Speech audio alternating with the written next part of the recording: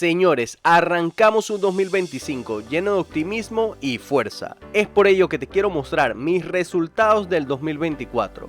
Además, vas a conocer la composición actualizada de mi portafolio.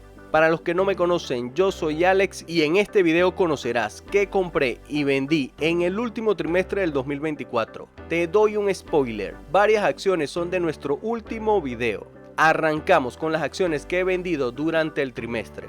La primera compañía es una que tuve que dejar ir, a pesar que aún me gusta mucho, pero quise dedicar estos fondos a Pfizer, y esta es Zoetis. Si llega nuevamente a los $146, la volvería a comprar, sin dudarlo. La vendimos en el mes de octubre con una diminuta ganancia del 7%. La segunda acción fue Tesla. Esta la vendimos después de la subida que tuvo luego de que Trump ganara la presidencia, con una ganancia del 50%. Con Tesla estamos esperando que la acción se estabilice un poco para mirar una entrada. La tercera fue un ETF de Covered Calls TILG. Esta la vendimos en noviembre con una ganancia del 8%, más los dividendos capturados. Me estoy quedando con un solo ETF de dividendos para el 2025 y este es el SCHD. La cuarta acción fue Google, que la vendimos en el mes de diciembre luego de que alcanzara máximos históricos. Logramos una rentabilidad del 29%. Ahora pasemos con lo que compré este trimestre. La primera acción es la compañía con la que se fabrican las máquinas con las que se hacen los semiconductores y esta es ASML. La compramos cerca de los $719.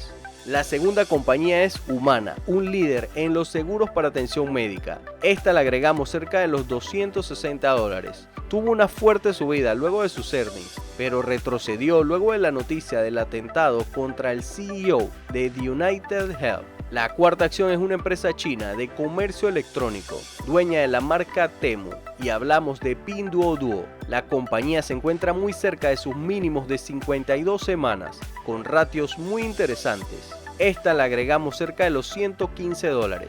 Y la última acción es NAI, compañía que se encuentra a precios muy interesantes.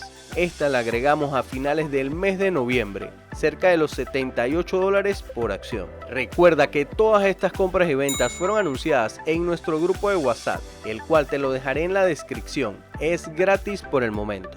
En pantalla te mostraré mi portafolio completo, así que ponle pausa al video para que lo revises. Mis 10 principales posiciones representan el 65% del total del portafolio, el cual está compuesto en su mayoría por acciones de dividendos.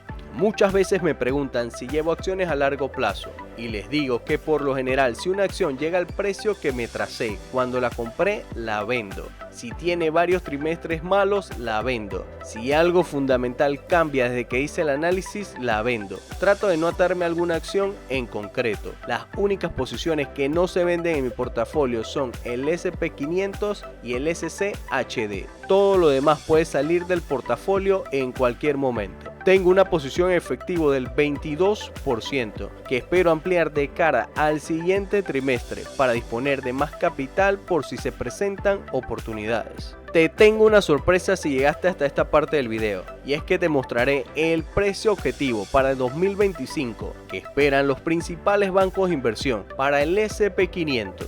Antes te comento que en el último año generé una rentabilidad del 12.59%.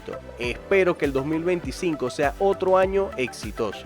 Ahora sí, pasemos con lo prometido. Y es que los principales bancos de inversión se sienten muy positivos este año, apalancados de una política económica más flexible, impulsada por el presidente Trump.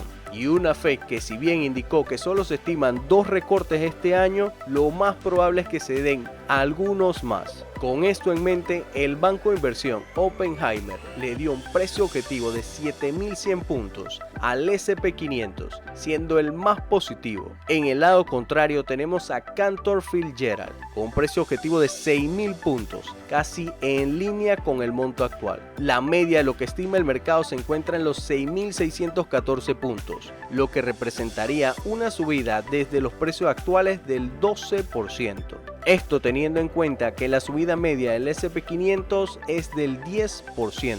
En pantalla te dejo los demás precios objetivos para que pauses el video y busques el banco de tu elección. Pero como yo sé que estás buscando acciones interesantes, para este mes de enero te tengo un video con las 3 acciones que estoy mirando para el 2025 en la parte de arriba. Y gracias a los patrocinadores del canal, por ustedes estos videos son posibles.